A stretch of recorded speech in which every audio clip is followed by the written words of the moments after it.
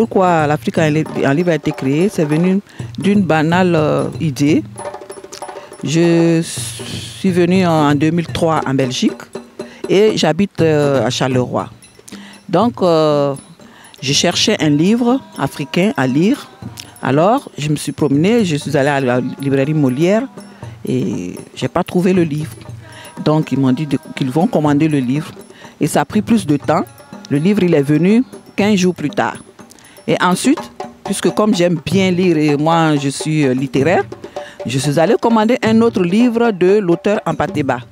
La même chose, il fallait toujours commander. J'ai fouillé dans les rayons, pas d'auteur africain. Alors, je dis, mais c'est pas normal. Comment ça se fait que dans tout Charleroi, il n'y a pas d'auteur africain? J'ai dit non, il va falloir faire la promotion des auteurs africains à Charleroi. C'est l'origine de la création de l'ASBL, l'Afrique en livre.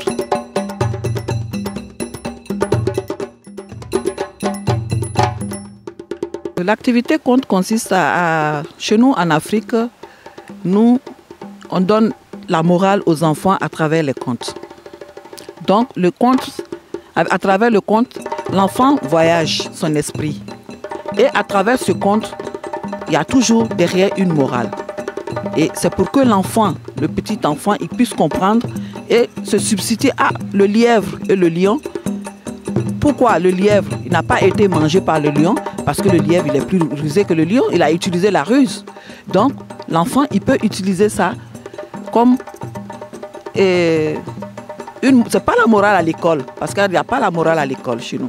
Mais il y a la morale à travers les contes. C'est les grandes personnes, tous les soirs, autour du feu, qui se réunissent avec les enfants et ils racontent des histoires, soit pour le partage, la discrimination, la méchanceté, mais toujours à travers des animaux.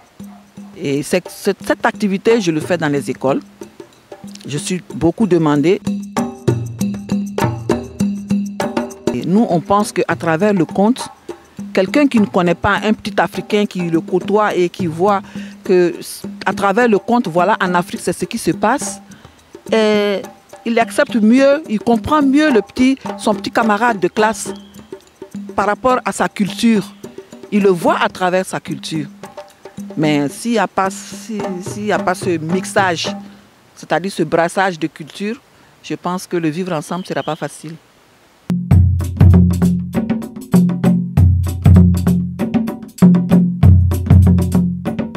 Nous sommes ici à la bibliothèque Yourcenar dans le cadre d'une de nos activités, c'est-à-dire le café littéraire, qui consiste à inviter un auteur africain et cet auteur vient présenter son livre. Mais avant qu'il ne présente son livre, nous commandons les livres, des échantillons de livres que nous mettons à la disposition des clubs de lecteurs et tout public peut adhérer à ce club. Et ceux-ci, ils lisent le livre avant l'arrivée de l'auteur. Et donc, quand l'auteur sera là, il fait un résumé de son livre et le débat commence, les questions, réponses. Donc, c'est dans ce cadre que nous sommes là. Et précisément, aujourd'hui, nous recevons un auteur rwandais. C'est notre 4e édition. L'auteur rwandais, il s'appelle Joseph Ndouanié. Et son livre, c'est Le Muzungu, mangeur d'hommes. Ce n'est pas une seule histoire transcrite, mais c'est plusieurs histoires que j'ai essayé de mixer, mais le contexte culturel est là. Et donc, il y a des vérités qui sont là, il y a les cérémonies que j'ai expliquées, il y a le vin de banane qui est une réalité, plus qu'une réalité chez nous. Urugwagwa. Ça, c'est une vraie réalité au Rwanda. Ça se boit pas mal.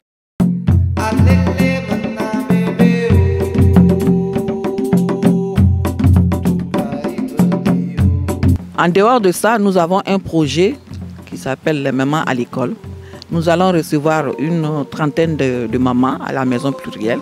Nous recevons ces mamans, c'est-à-dire leur sensibiliser que l'école, ce n'est pas déposer un enfant devant la barrière et puis partir et venir récupérer cet enfant après l'école.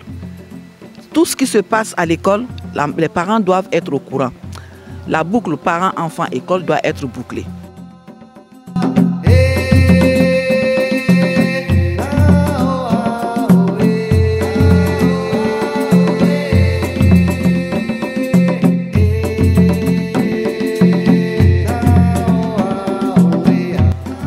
Jusqu'aujourd'hui, quand je passe dans l'école, quand je viens, ah, Madame Ananas, c'est l'arrivée. Ouais, Madame Ananas. Et je n'ai plus de nom, mais Madame Ananas, Madame Ananas. Bon, donc, moi, c'est un plaisir. Franchement, je suis très content de l'association parce que c'est une association cosmopolite et qui... Il n'y a pas de barrière. Voilà.